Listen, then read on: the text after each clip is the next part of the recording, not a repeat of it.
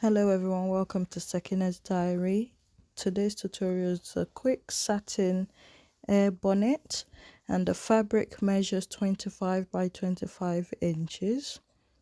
It depends on you how big you want your air bonnet, but I think this one would make about like a medium size air bonnet. This is just like, I think this is like the perfect size if you don't have a really long hair.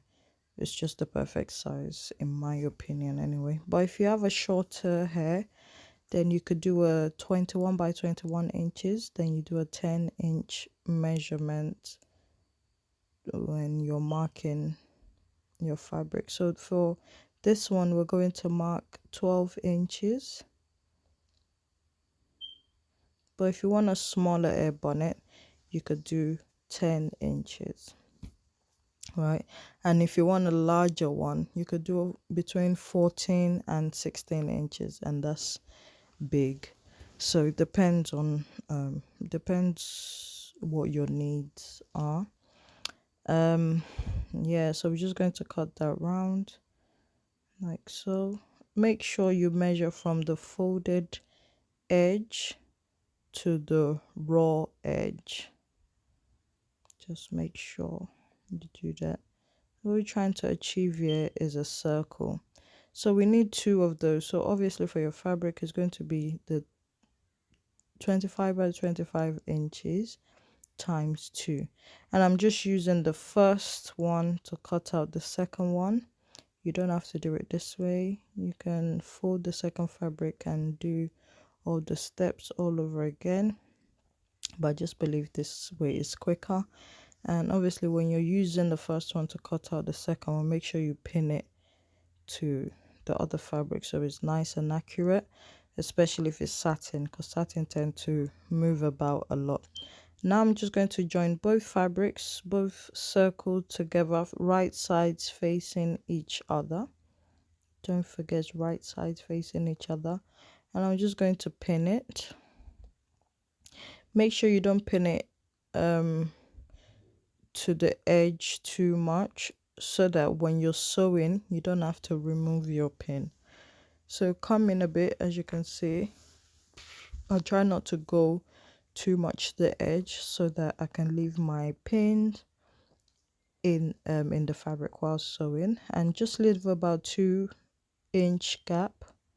Like you can see, mine is smaller than 2-inch, but 1 or 2-inch gap is perfect. It's just for you to turn the fabric right side out. As you can see, I managed to sew the fabric with the pin inside because I made sure the pins are not too much to the edge, and that's because I want my fabric to stay nice together while sewing, because sometimes when you remove the pin while sewing, the fabric can move around and things like that. So that's just, I think, is a good tip, if especially if you're sewing a satin fabric, which tend to move about a lot.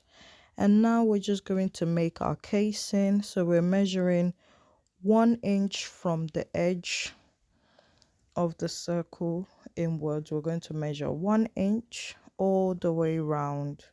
Sorry, you can't really see, but you can see the markings I've made, and I'm just going to sew that all the way around. You don't need to leave a gap this time. Now my elastic is 21-inch. I think 21-inch is the perfect size for an adult, because most adults' head measurement is about 22 to 23 inches.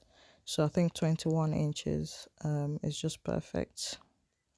My elastic is 1/4 inch wide. That's why I made the 1-inch casing.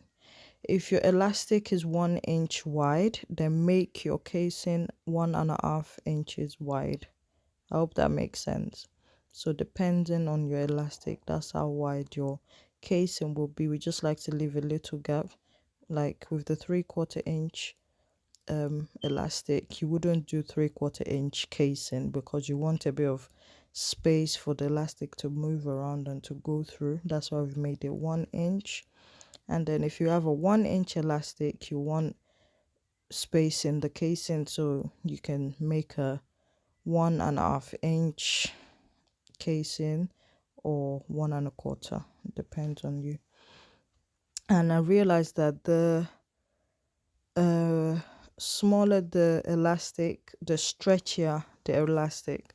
So when I use the 3/4 elastic, it's stretchier than the 1 inch elastic. So bear that in mind when you're cutting your elastic. But what I tend to do is just remove about an inch. As you can see, I've just sewn my elastic with a zigzag stitch so it stays in place. And I just like to finish up my air bonnet with a blind stitch, but you don't have to do a blind stitch, you know. It's just because I'm making this for a customer and I like a you know, just I want everything to rhyme. But I've seen other people do like a top stitch to finish it off. Just make sure the fabric, I mean the thread matches your fabric. Really, there's nothing wrong with the top stitch one. I'm just a little extra. But if you're making this for yourself, just do a top stitch and it's fine. Yeah, even if you're making it for a customer, as long as it's nice and neat and the thread matches. But I just like to make it this way, you know. Depends on your preference. But I just thought I'd make this quick satin air bonnet tutorial just to show you guys that this is how I still make it. Nothing has changed really since my first video.